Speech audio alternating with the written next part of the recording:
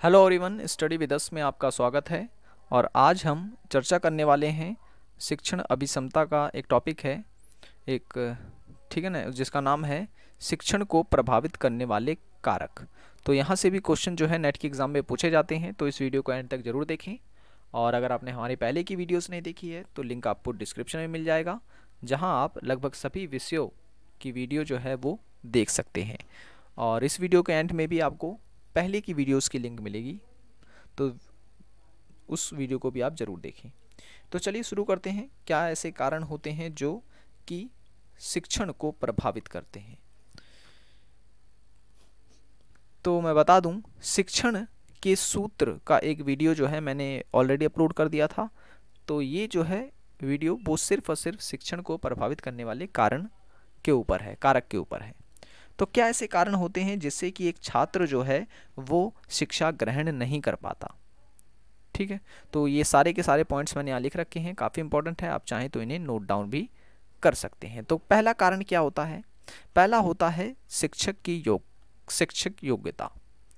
ठीक है, अब मान लो कि एक कोई शिक्षक है और वो छात्रों को किसी चीज़ का ज्ञान देता है। ठीक है, तो अगर वो शिक्षक शिक्षित नहीं होगा तो वो छात्रों को उस तरीके से शिक्षा नहीं दे सकता जो एक छात्र को चाहिए होती है।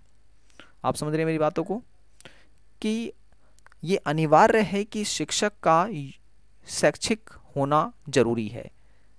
ठीक है, तो कहीं ना कहीं ये कारण भी जो है प्रभावित करता है छात्रों को, ठीक है ना, शिक्षा ग्रहण करने से। अब अगर कोई ऐसा शिक्षक है जिस विषय का ज्ञान उस शिक्षक को नहीं है और वो विषय वो शिक्षक पढ़ा रहा है इस छात्र को, तो इससे होगा ये कि शिक्षक की रुचि भी नहीं रहेगी उस विषय को पढ़ाने में, और जो छात्र है जो उस विषय को पढ़ रहा है वो भी उस विषय को रुचि से नहीं पढ़ेगा। तो कहीं ना कहीं शैक्षिक योग्यता का होना जो है वो काफ़ी ज़रूरी होता है। और यही कारण है कि भारत सरकार के द्वारा शैक्षिक योग्यता को जांचने के लिए ही जो है कई प्रकार की परीक्षाओं का और कोर्स का जो है प्रबंध किया गया है। जैसे कि शिक्षक बनने के लिए जेबीटी होता है छोटे स्तर के शिक्षक के लिए, थोड़े आप बड़े स्तर के लिए बनना चाहते हैं तो बीएड होता है, फिर एमएड होता है, ठीक है ना। तो और उसके बाद सीटेट व नेट जैसी परीक्षाओं का आयोजन किया जाता है ताकि जो छात्र है उसकी शैक्षिक योग्यता को जांचा जा सके, ठीक है ना। तो हम कह सकते हैं कि शैक्षिक योग्यता का होना काफ़ी ज़रूरी है शिक्षण के लिए। नेक्स्ट है शैक्षिक या शिक्षण कौशल। शिक्षण कौशल जो होता है ये भी कहीं ना कहीं काफ़ी ज़रूरी होता है शिक्षण में।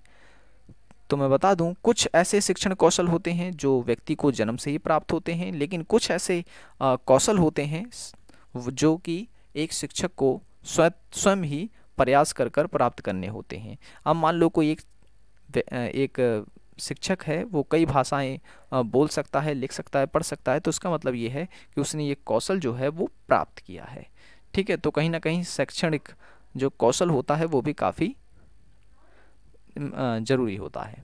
नेक्स्ट है शिक्षकों का अनुभव या शिक्षक का अनुभव। तो अब एक्सपीरियंस का होना भी काफ़ी ज़रूरी है, ठीक है ना। अगर कोई शुरुआती टीचर होगा तो वो उस तरीके का अनुभव उसमें नहीं होता शिक्षण के लिए।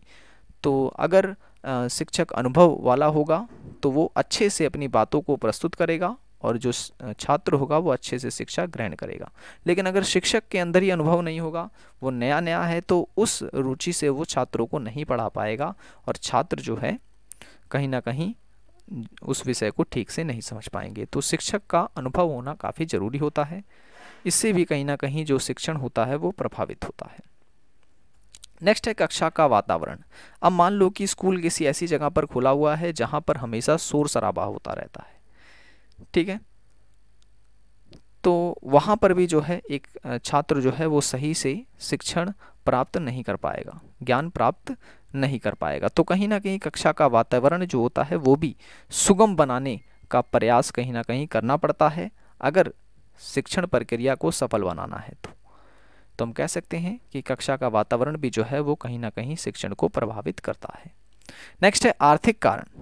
अब आर्थिक कारक को हम कई तरीके से, कई दृष्टि से देख सकते हैं, ठीक है। तो कई लोग ये मान के चलते हैं कि उनके पास पैसों की कमी होती है, इस कारण वो अपने बच्चों को जो है उच्च स्तर की शिक्षा नहीं दिला पाते हैं, ठीक है ना। एक तो हम इस दृष्टि से देख सकते हैं, और दूसरा ये कि कुछ लोगों की मानसिकता ये होती है कि जो सरकारी वगैरह स्कूल होते हैं, सरकारी स्कूल, उसमें शिक्षा जो है वो सही नहीं होती है और घर की स्थिति खराब होती है, तो इसलिए वो स्कूलों में नहीं भेजते अपने बच्चों को, ठीक है ना। तो अलग अलग मतलब आर्थिक कारक हो सकते हैं शिक्षण को प्रभावित करने के लिए।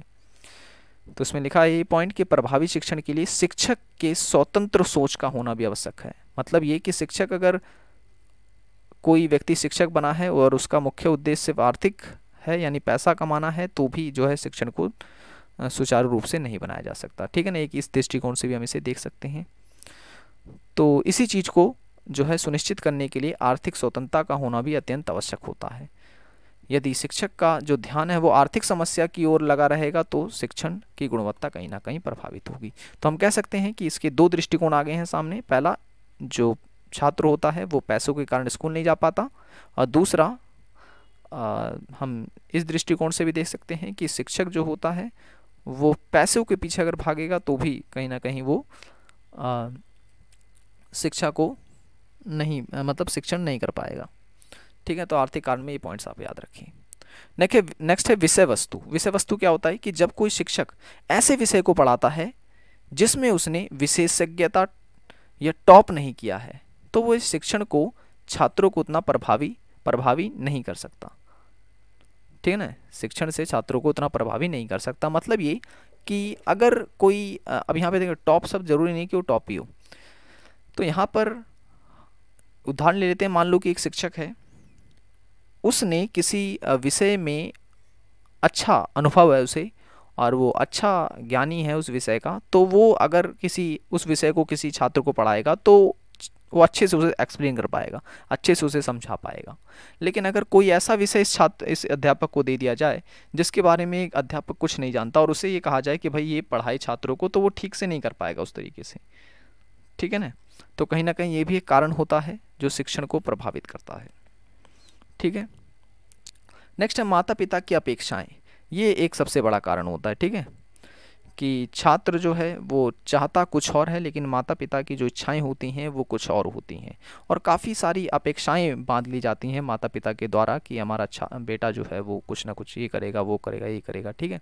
वो एक छोटा सा काम भी करता है तो कहीं ना कहीं माता पिता की इच्छाएँ होती हैं कि उसे सफलता ज़रूर मिलेगी, ठीक है ना। तो कहीं ना कहीं ये अपेक्षाएँ भी प्रभावित करती हैं शिक्षण को, ठीक है। तो हम कह सकते हैं कि ये सारे के सारे जो कारण हैं वो शिक्षक को प्रभावित करते हैं शिक्षा को ग्रहण करने के लिए।